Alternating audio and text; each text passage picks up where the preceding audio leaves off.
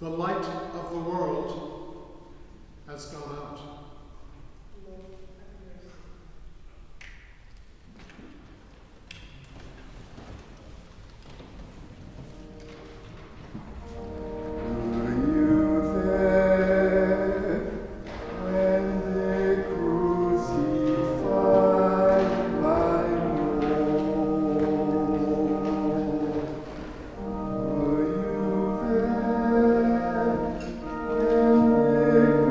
Cruz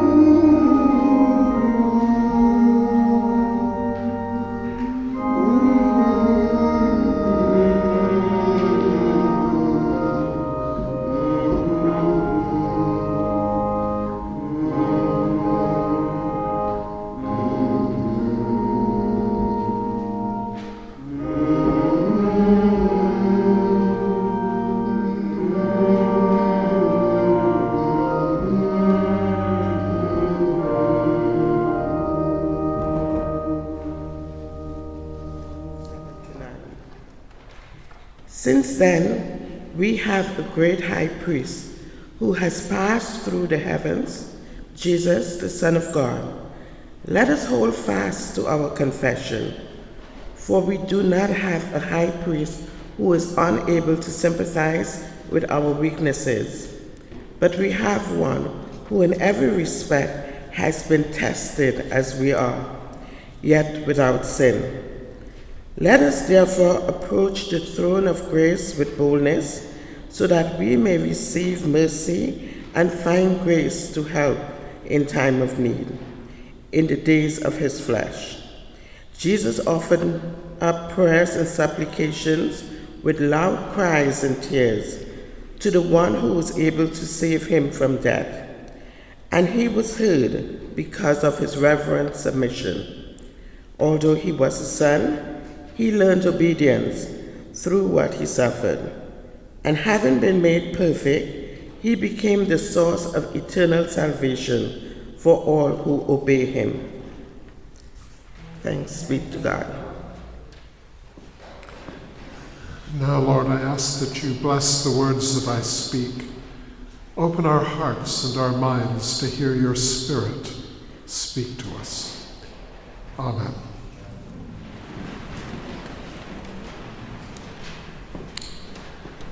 Starting on Ash Wednesday and moving through Lent, our study this Lent has been entitled Surveying the Cross. And each week I've spoken about the cross, looking at it from different angles and different ways. And I hope you've had a chance to follow along.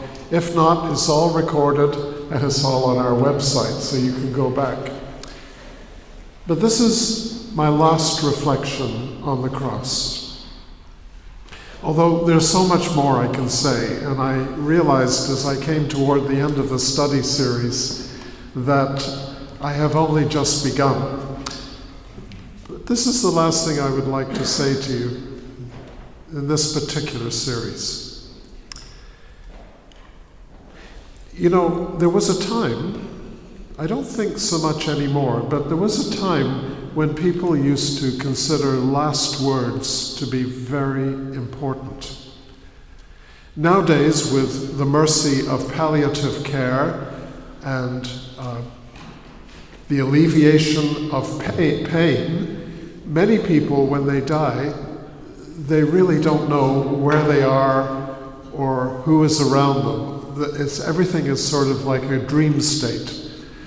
We don't necessarily leave this world anymore with a sound mind, unless perhaps our life is taken suddenly and we have a few moments to reflect.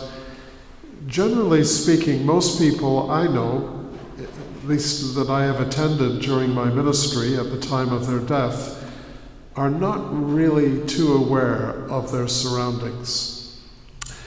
But in previous times, when people would often die in agony, terrible discomfort, they at least were conscious and they could think about, what do I want to say? What will my last words be before I leave this world?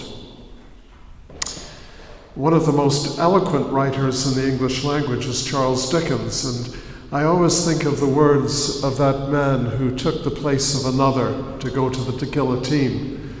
And you remember his last words were, it is a far, far greater thing that I do than I've ever done. It is to a far, far greater rest I go than I have ever known. What a beautiful way to leave this world. When 9/11 occurred and that plane was coming down near Pittsburgh and people were caught in the towers in New York City, many of them wanted to say their last words to their loved ones. And some of them were able to speak directly, others had to speak into an answering machine. And I've listened to some of those messages, and whatever else they might want to say as they know that they're drawing their last breaths, they all say, I love you. It seems to be the most precious, most important thing that we want to impart before we leave this life. And that brings me to Jesus. As he was hanging there on the cross, and at the foot of the cross were his family, friends, Roman soldiers, passers-by, and people who had just come for the fun of it, to jeer at him. As he hung there, he cried out that he was thirsty, and a soldier came up and filled a sponge filled with vinegar and put it to his lips. And then Jesus said his last words. And I would think that this is something we need to really imprint on our minds. This most important man who has ever lived in history, what did he consider to be the most important thing that he wanted to say at the end of his life? The last thing we would hear from his lips. Actually, it was one word. Now, in the Greek New Testament, the word is tetelestai. In Aramaic, which was his native language and which he probably was speaking at the time, it was one simple word. In the Aramaic and Hebrew, they only write with consonants. They don't put in the vowels in between. But we're pretty sure how it's pronounced because Hebrew is still a living language today. There are 4 consonants, 4 letters: Mem, Shin, Lamed, Mem. And it's pronounced Mashalem. That was the last word that anybody heard from Jesus' lips. Mashalem. And it means it is finished. But more than that, not just concluded, not just ended, it means it is accomplished. What I have set out to do, everything that my life has been about, has reached fruition. It is done. There's no more reason to be in this world. Mashalem. Whenever I hear that word, it's such a beautiful word, isn't it? Aramaic is a lovely language. I am filled with awe and wonder, but at the same time, I'm a realistic man. And I look around the world and I see so many troubles, so much that we're afraid of, so many things that go wrong from day to day, whether it's crimes of ordinary citizens or crimes of people who are supposed to know better and who rule over us. This past week, I guess we've all been watching, maybe a little bit, and some people obsessively, the appearance of a past president of the United States to be arrested, to be arraigned. And the look on his face was very sober, I must say, as he hung his head and heard the charges read against him. He should have known better, but this is human nature.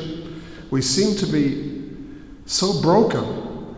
Even those of us that are supposed to be setting an example, in the end, we fall from our pedestals and people see us for what we are.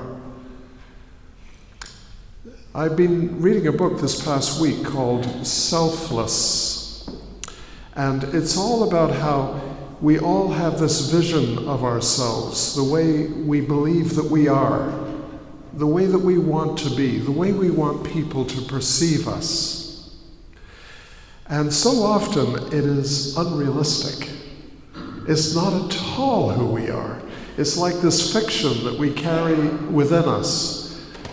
So maybe we're saying to ourselves, I am a good person. I am a moral and upright person. Another one might be saying, I am intelligent. I always know in the end how to make the right judgment. The world may be going crazy, but I've got things right. We tell ourselves these stories about ourselves, and we carry this fiction within us, and it is so upsetting and so disorienting when we're brought up short and we are made to realize by the people around us that we're not at all what we thought we were. I don't know if some of you have watched over the years the program 60 Minutes from the United States. I used to watch that faithfully on Sunday evenings. And the most interesting episodes were where they had been using investigative journalism to follow somebody. Maybe it's somebody high up in business, and picking up clues and information that finally pinned them down as committing a crime. And then they would walk in suddenly with their cameras and their lights blazing, and a microphone was put in front of the person saying, you stole $10 million or whatever it is. What do you have to say to us about that? And the look on their face, the blubbering, the attempt at making excuses, as you see right in front of your eyes, their sense of self, their fiction that they carry within them, disintegrating. And they're brought face to face with who they really are.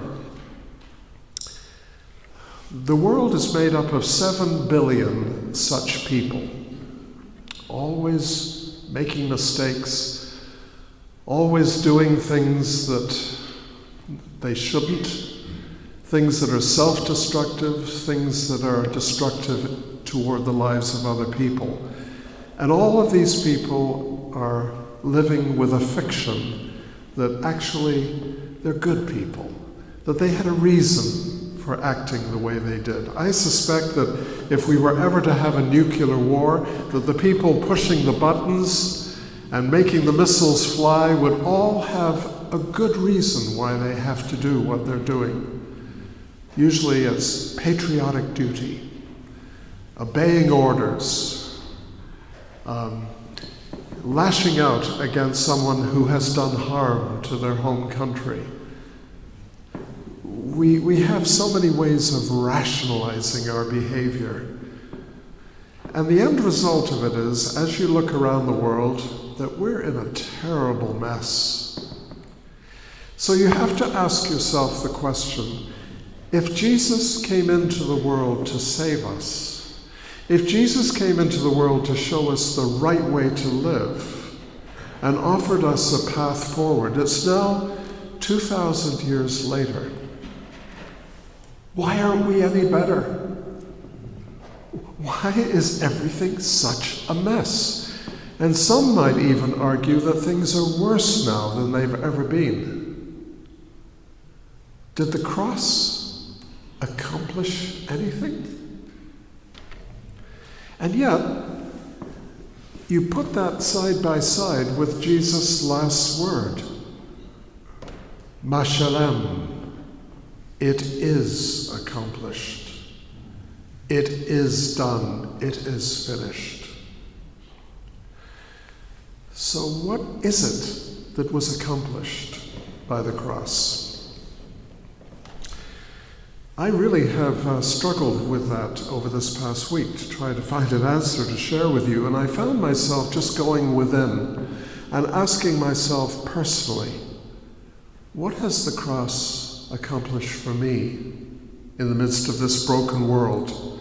And I'm part of that brokenness. I think most important, it gives me hope. You know, there's nothing worse than not having hope.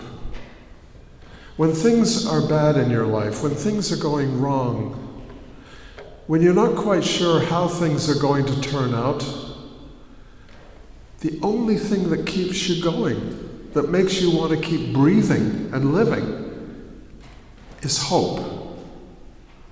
There is a better way. There is a way forward.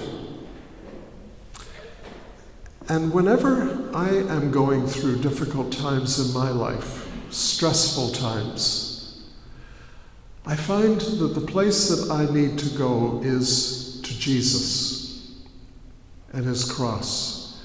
Because out of all of this messed up world, with all the awful things that are going on, there's that one bright light in world history.